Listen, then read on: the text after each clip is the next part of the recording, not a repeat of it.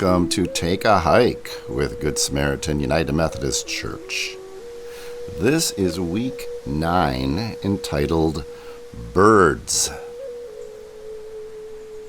Our devotion today comes from Lance Moore's book, Outdoors with God.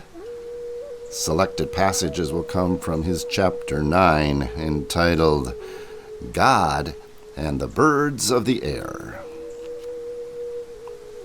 Today's scripture is from the Gospel of Matthew, chapter 3, verse 16, and it says, "As soon as Jesus was baptized, he went up out of the water. At that moment heaven was opened, and he saw the Spirit of God descending like a dove and lighting on him."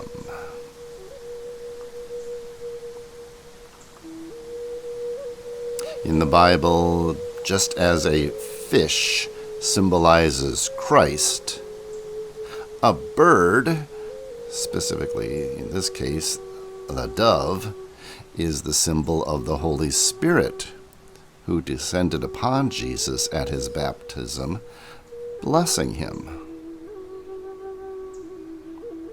Sometimes the cold and lifeless symbols in our church sanctuaries lose their power.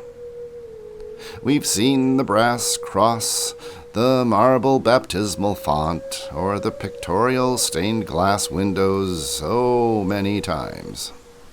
Eventually, these objects fail to move us. So go outside with God in mind. Watching the gulls descending upon the fish reminds me not only of the Holy Spirit's descent at Christ's baptism, but also evokes the crucifixion and resurrection.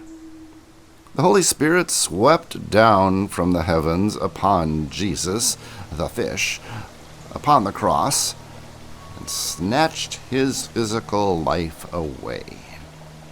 3 days later, the Spirit submerged again into the depths and darkness of death itself. By the Spirit's life-giving power, Jesus was snatched from Sheol, restored, resurrected. In a flash, the old world of life and death was changed.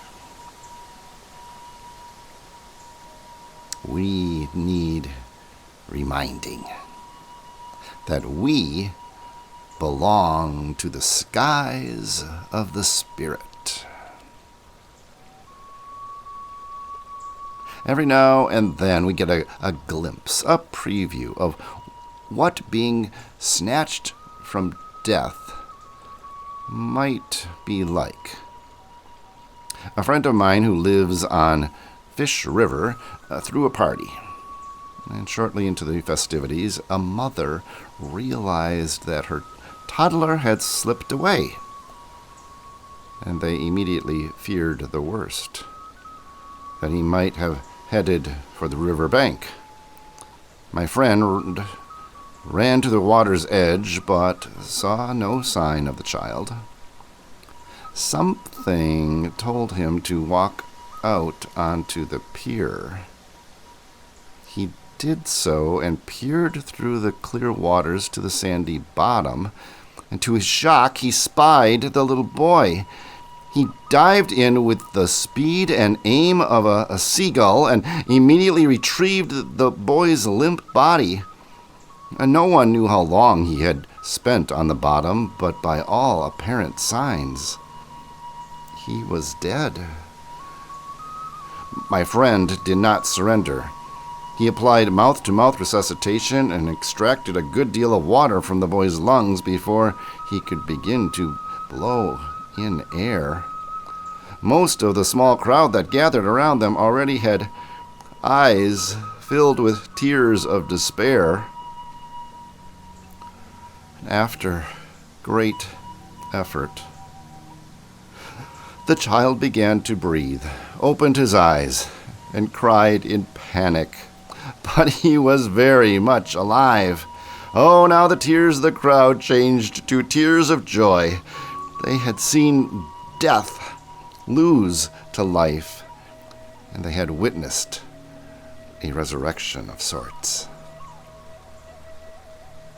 Today, if you have the privilege of attending the grand showcase of water and sky, fish and birds, take time to contemplate the mysteries of flesh and spirit, and most of all, the miracle of immortality. When you see a bird dive into the waters and snatch a fish from the depths, remember that God has jumped into our world to snatch you from death as well.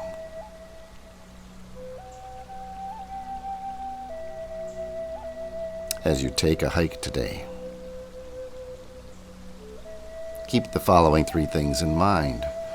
First of all, look for, name, and keep track of all of the different birds which you see or hear today. Secondly, consider why birds are associated with the Holy Spirit. What qualities feel godlike to you? And third, remind yourself that you belong to the skies of the Spirit. Look up. What does this mean for your life?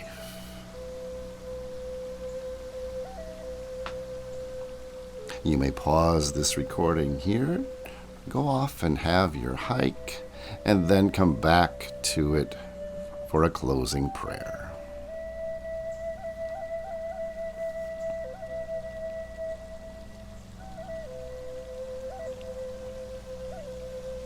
O Holy Spirit, help us see heavenly glories reflected in earthly things.